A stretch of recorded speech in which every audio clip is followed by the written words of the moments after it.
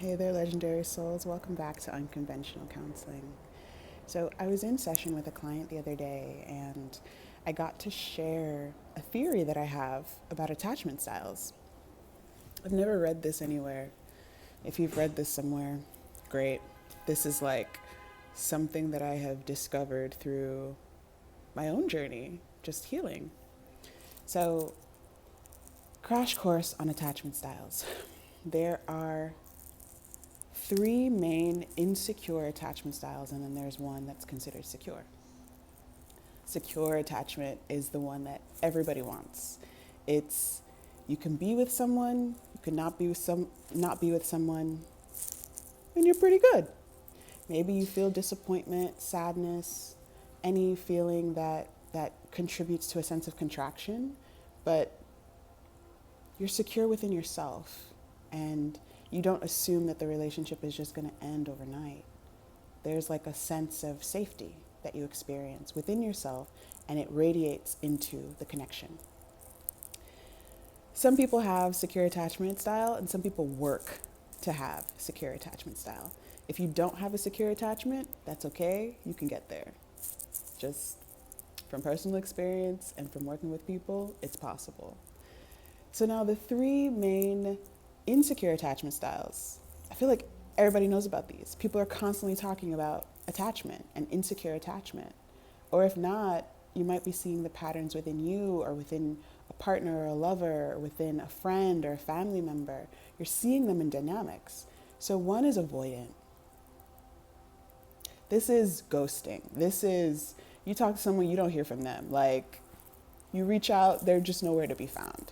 They look at it, they can't respond for any number of reasons. It's too overwhelming.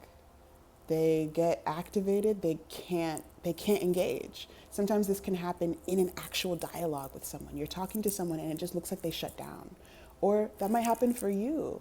You might just freeze because something that was said or something that's coming up inside of your nervous system is saying, this is too much, I can't.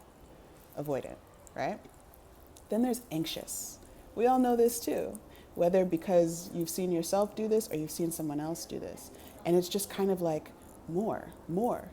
I need more connection. I need more touch points. I need more conversation. I need reassurance. This is the person who's going to send you multiple texts. You didn't respond to them, they're going to send you another text to be like, did you get the last one? Like, they just want to make sure that the connection is okay. And they do that typically by over communicating. Sometimes they can over process their feelings. Sometimes they can over explain themselves. Sometimes they ask multiple times, is that okay? When they make a decision or they want something for themselves. Anxious. It's just your nervous system lights up and you're like, is it okay that I want things? Is it okay that I need things? Will the relationship still exist if I take up space too? Now, anxious avoidant, I gotta say, is my favorite. It's my favorite. It's my favorite because it's the one that I've been healing through. And it's the one that people are like, oh, I hate that one. That one's the most horrible one. Look, that's the one, that's how the trauma happened. Look, shit was complex. Sometimes people, the caregivers, sometimes they were present and sometimes they were not present. Sometimes they were kind and sometimes they were abusive. It fucks you up. It's too much. It's too much in a nervous system to have a relationship that is meant to be safe, that is not safe consistently.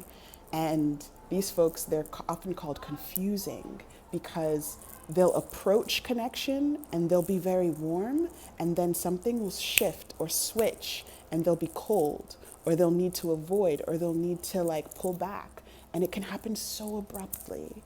And it can be really confusing for the person who has the attachment style. And of course, it can be very confusing, disorienting, or just activating even for someone on the receiving end. Whew, that was a lot. I'll do a part 2. But that's just the crash course on attachment styles. And I know you've been seeing this. I know you've been feeling this. So just wanted to put a little bit out there of what's even going on, when things get wonky with another person. I'll catch y'all in part 2.